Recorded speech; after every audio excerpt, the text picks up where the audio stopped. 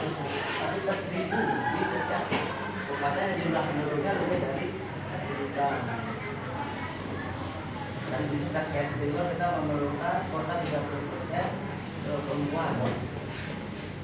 Lalu persyaratan mendetail untuk mendetailnya nanti bisa dijelaskan oleh Koordinator dan Wasekjen DPP 5 dari Jakarta. Silakan Bu. Udah, lebih enak. Langsung ya. Oke. Terima kasih. Assalamualaikum warahmatullahi wabarakatuh. Ini makin lagi kan? Selamat siang dan salam sejahtera untuk kita semua.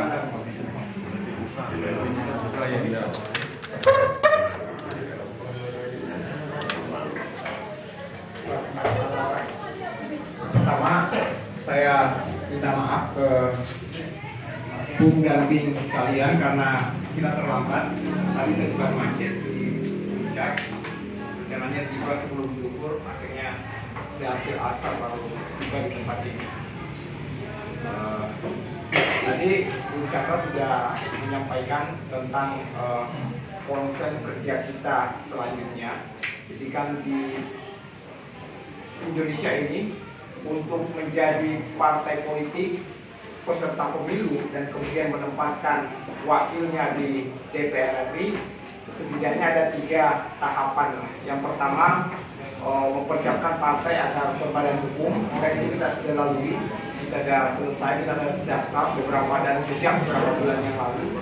Kemudian yang kedua, ini tahapan yang sementara kita hadapi adalah mempersiapkan Prima agar bisa mendaftar dan dinyatakan lolos sebagai partai politik peserta pemilu.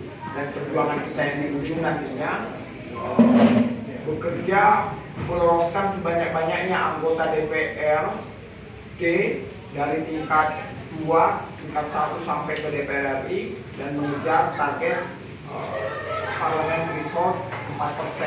Nah, sekarang ini kita ada di fase yang kedua, bagaimana memastikan partai kita atau Prima bisa memenuhi segala syarat yang diminta oleh aturan perundang-undangan. Kita sama-sama tahu kalau kemarin Undang-Undang Pemilu nomor 7 tahun 2018 itu kemudian dihentikan proses revisinya, pembahasannya karena diminta oleh Presiden setelah mengundang semua partai-partai pendukungnya dan kemudian dihentikan, sehingga acuan kita untuk pemilu 2024 tetap menggunakan Undang-Undang nomor 7. Kalaupun kemudian ada yang berubah, itu lebih pada pengaturan teknisnya yang kemudian nanti akan dibuat oleh komisioner KPU yang baru ketika menyusun PKPU atau aturan peraturan KPU, aturan pelaksanaan KPU. Dan sampai hari ini jadwal pemilu pun itu belum ditetapkan, karena kalau menurut Pak Hadar Gumai, mantan anggota KPU, ini pertama kalinya pasca reformasi ada pemerintah dan DPR yang ingin mencampuri hal-hal yang sampai terlalu teknis dalam pelaksanaan pemilu yang sebenarnya sudah menjadi kewenangan KPU menetapkan jadwal pemilu.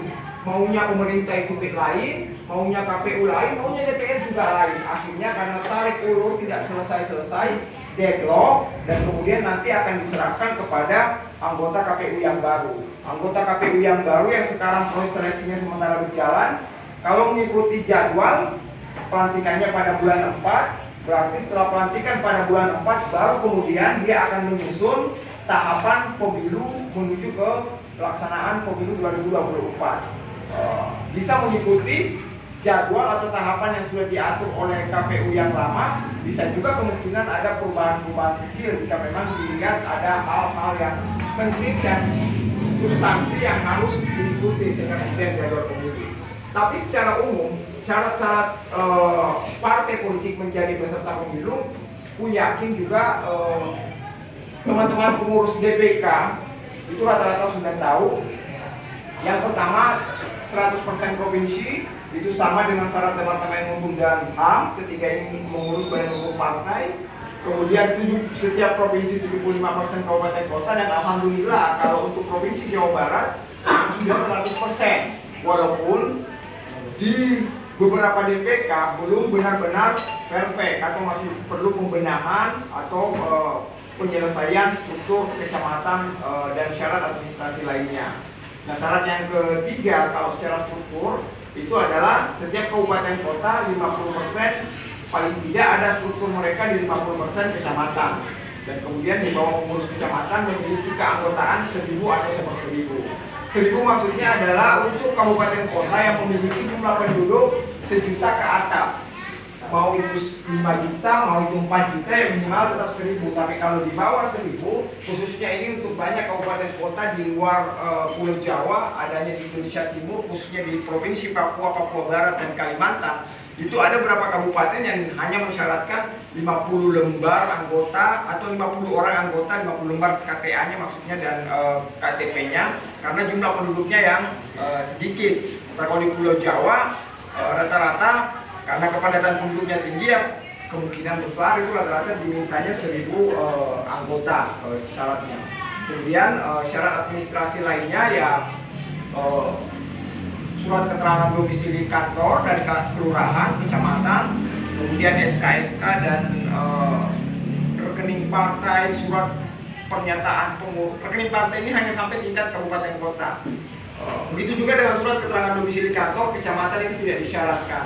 Jadi kecamatan itu kita hanya mengupload SK pengurus kecamatan beserta foto KTP mereka pengurus kecamatan ke sistem informasi partai politik. Itu syarat administrasinya, tapi untuk syarat kantor dan yang lainnya tidak diminta untuk pengurus tingkat kecamatan. Kemudian yang terakhir, ya yang lainnya itu lebih banyak surat pernyataan. Nah, memang kalau pemilu di Indonesia kita menghadapi proses verifikasi KPU